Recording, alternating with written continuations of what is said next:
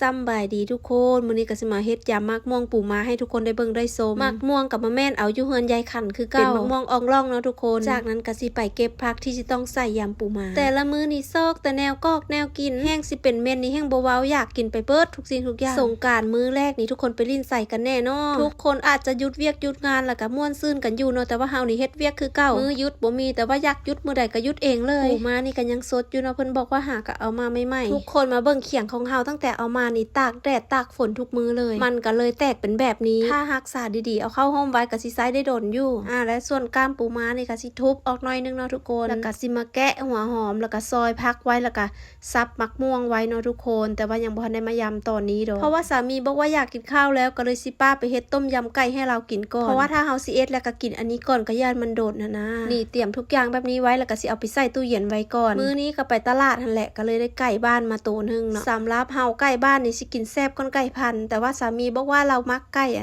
ก่เลี้ยงหลายกว่าเนาะไก่ไข่หั่นเพราะว่าเราบอกว่ามันมีเนื้อหลายแล้วก็สามารถเลือกได้ว่าสิเอาส่วนใดของไก่ส่วนไก่บ้านนี่สิขายเป็นโตเลยกระดูกก็หลายแล้ววะนะอันนี้ก็สิซับแล้วก็สิแบ่งไว้กิน2เทื่อเนาะทุกคนส่วนที่เป็นชิ้นๆก็สิเอาไปต้มยำให้สามีกินส่วนที่เป็นกระดูกมันสิเอาไว้เอ็ดออกกินมื้อหน้าแต่ว่าไก่นี่เฮาบ่เอา2อย่างก็คือปอดกับก้นมันเดี๋ยวสิไปหาเก็บผักก่อนบัดนี้ทุกคนเห็นดอกแคมันหลายก็เลยสิเก็บไปไว้คุณทุกคนต้นดอกแคก็มีเพียเด้อผุนโอ้ยเป็นตายายแต่ว่าต้นดอกแคนี่ต้นน้อยๆนี่เป็นหลายขนาดเถิงบ่กินมันก็ต้องได้เด็ดออกทุกคนเพราะว่าเคยปะไว้จนมากมันแก่หั่นนะต้นมันก็สิแก่น้ำแล้วก็ดอกก็บ่ค่อยเป็นอีกคันเฮาเก็บตลอดแล้วก็รดน้ำตลอดนะมันก็สิมีดอกมาให้เฮากินตลอดเด้ออย่าปล่อยไว้ให้มันเป็นมากเดี๋ยวมันสิบ่เป็นดอกหลายอันนี้ก็เป็นหอมบัวเลยเนาะตอนซื้อมาปลูกกันน้อยๆเดี๋ยวนึงเนาะแบ่งไปปลูกอยู่นานำหรือปลูกอยู่บ้านนำมันก็แพร่ออกเรื่อยๆต้นขี้หูดก็มีอยู่ต้นนึงเนาะต้นน้อยๆนึงดอกบ่ค่อยได้ใส่หยังดอกก็เลยปลูกไว้ต้นเดียวส่วนผักกะเพราก็บ่ค่อยงามดอกทุกคนแต่ก็พอได้กินอยู่ปลูกไว้อยู่หลังบ้านนี่2ต้นเนาะสำหรับเครื่องต้มยำนี่ก็มีทุกอย่างเด้อทุกคนยกเว้นมากนาวอย่างเดียวเพราะว่าปลูกไว้2ต้นนะทุกคนมันก็บ่ใหญ่จักเทื่อเป็นน้ำผักปลูกใกล้กันบ่หรือว่าจังใดเฮาปลูกบ่เป็นบ่เนาะมะนาวนี่อีกอย่างเวลาปลูกผักปลูกต้นไม้มันต้องปลูกห่างๆกันแต่ด้วยเฮามีพื้นที่น้อยแน่หั่นนะอันนั้นก็อยากปลูกอันนี้ก็อยากปลูกก็ยัดเข้าไปมันก็เลยเฮ็ดให้ต้นไม้ของเฮานี่แย่งอาหารกันแล้วก็มันบ่งามปานใดเบิ่งแม่ทุกคนอยู่ดีๆก็มีคนลักกระตาผักไปบาดนี้อ้าวสิเอาไปใส่บัดนี้ลูกเวลาเฮ็ดต้มยำนี่นะปกติทุกคนสิใส่ผักหยังแน่แบบว่าสามีแล้วอยากให้มีเนื้อแล้วก็อยากมีผักหลายๆเฮาก็ได้แต่เก็บผักกะเพรากับต้นหอมนี่แหละมาใส่ส่วนพวกหูสิงไคหัวข่าอันนี้ก็ทุบเอาเด้อทุกคนมันจังหอมดีเนาะไปซอยแล้วก็สิไปเฮ็ดต้มยำกันเลยละบาดนี้ต้มน้ำไว้ก่อนเปิดไฟแห้งๆแล้วแหละสามีหิวแล้วใส่พวกสมุนไพรลงไปก่อนนี่ข่าหัวสิงไคนี่แล้วก็มักเล่นใส่ลงไปโลดแล้วก็ผัก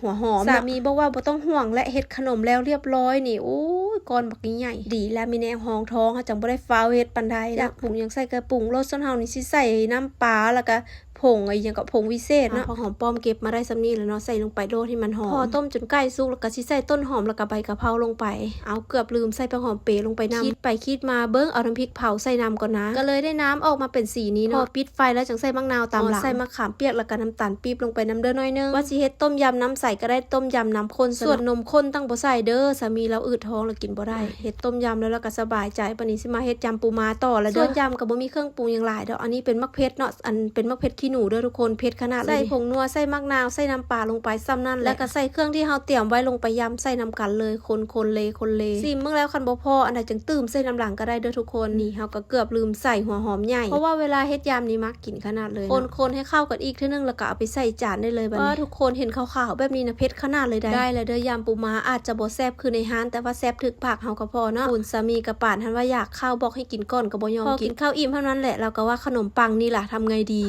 ทุกคนบาดนี้ก็ได้เวลาที่สิมาแจกกระเป๋าเนาะจากคลิปก่อนว่าสิมาแจกกระเป๋าก็มีบ่หลายดอกทุกคนเนาะมี7หน่วยเพจเฮาก็มีคนติดตาม 990,000แล้วเด้ออีก10,000เดียวก็ฮอดล้านแล้วก็คลิปนี้เนาะมีคนเม้นต์มาหลายขนาดตั้ง700กว่าคนแล้วกระเป๋าเฮามีอยู่7หน่วยทุกคนแล้วก็มีคนแชทมาบอกว่าอยากได้กระเป๋ามีคนแชทมาหลายเฮาก็บ่ฮู้สิแจกให้ไผเนาะก็เลยสิมากดสุ่มแบบนี้เอาเด้อใบแรกก็เป็นใบสะพายข้างเนาะเป็นงานทำมือเป็นงานสั่งเฮ็ดเด้อทุกคนมีหน่วยเดียวบ่คือไผแน่นอนคนแรกที่ได้รับก็คือชื่อนี้ นี้เนาะตุ้มมั่นกิจเนาะอันนี้สุ่มแจกบ่ได้ลำเอียงว่าสิให้คนใดคนหนึงเด้อเดี๋ยวแว่นจะเอาเฟซส่วนตัวทักหาทุกคนเด้อไผได้เด้อแล้วก็รบกวนเข้าไปตอบแชทแว่นแน่เด้อเพราะว่าทางเพจนะคนแชทมาหลายแล้วแว่นบ่เห็นนะบางเทื่อและหน่วยที่2เนาะทุกคนกระเป๋าหน่วยนี้เลยกระเป๋าโคซี่มั้งไปสั่งซื้อใน TikTok เนาะกระเป๋าหน่วยนี้ก็ได้ซื้อมาก็บ่ค่อยได้ใช้เลยเนาะภาย 4-5 เทื่อนี่แหละอันนี้จะมี3สายเนาะแต่ว่าส่วนใหญ่จะใช้แค่สายเดียวมาสุ่มแจกกันเลยภายนอกสิได้เนาะกดเลื่อนไว้เลื่อนมาเลื่อนไปเลื่อนมาแล้วก็กด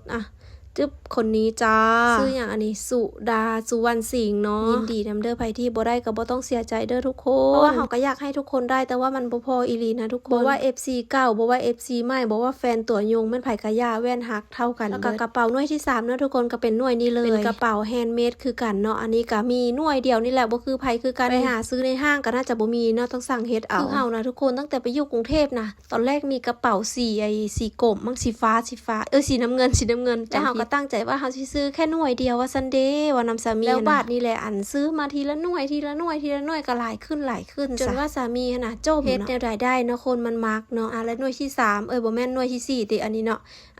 อันนี้ก็เป็นกระเป๋าที่เฮาเฮ็ดเองตั้งแต่โดนแล้วแต่ว่าบ่ค่อยได้ใช้ดอกทุกคนก็เลยสิเอามาให้ทุกคนนี่แหละเนาะเอาหลงกดเลื่อนไปเบิ่งยังบัดนี้เอาใหม่เนาะนี่คนนี้ได้นะจ้าเดี๋ยวแว่นทักหาเด้อทุกคนเบิ่งดีๆเด้อตอนที่แว่นกดสุ่มนี่นะแว่นบ่ได้ตัดต่อคลิปเลยเด้อถ้าทุกคนแซดมาทางเพจนะแว่นอาจจะบ่ได้ไปตอบด้วยทุกคนเพราะว่าเวลาแว่นอยู่เฮือนนี่นะแว่นสิเข้าเพจบ่ได้เพราะว่ามันต้องใช้เน็ตไทยเอาไปที่5เนาะอันนี้ก็เป็นงานสั่งเฮ็ดคือกันเด้อทุกคนเฮาบ่ได้ยิบเองแต่ว่าเฮาสั่งเฮ็ดเนื่องจากว่าเฮานี่นะมักกระเป๋าทำมือแล้วกระเป๋าผ้าแบบนี้นะมันเบาดีแล้วมันก็เป็นเอกลักษณ์และมันก็บ่คือไผอยากได้แบบใดก็คือให้สร้างเฮ็ดให้เลยถ้าไผคิดว่ากระเป๋าทำมือแพงนี่นะให้ไปเอ็ดเอาเองเด้อทุกคนโอ้ยโคตรโดนโคตรใช้เวลาโดดเลยเนาะแล้วก็มันก็ต้องใช้ฝีมือนำเพราะว่าตอนแรกก็คิดว่าแพงในพอมาเอ็ดเองนะโอ้ยเอาไปขายมันก็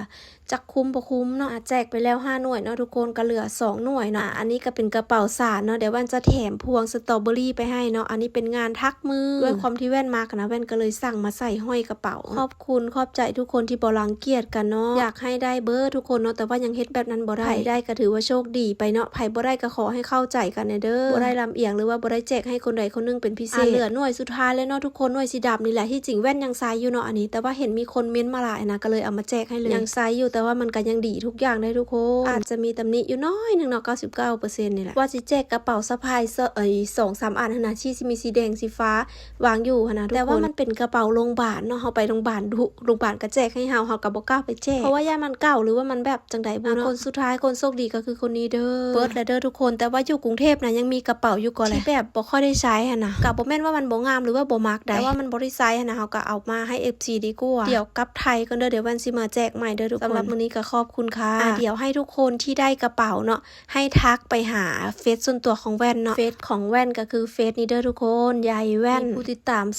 20,000 ถ้าเฟซอื่นแชทหาหรือแชทหาทางอื่นนี่ห้ามตอบเด็ดขาดเด้อบ่แม่นแว่นเด้อคลิปนี้ก็ไปก่อนเด้อทุกคนขอบคุณทุกคนหลายๆเด้อ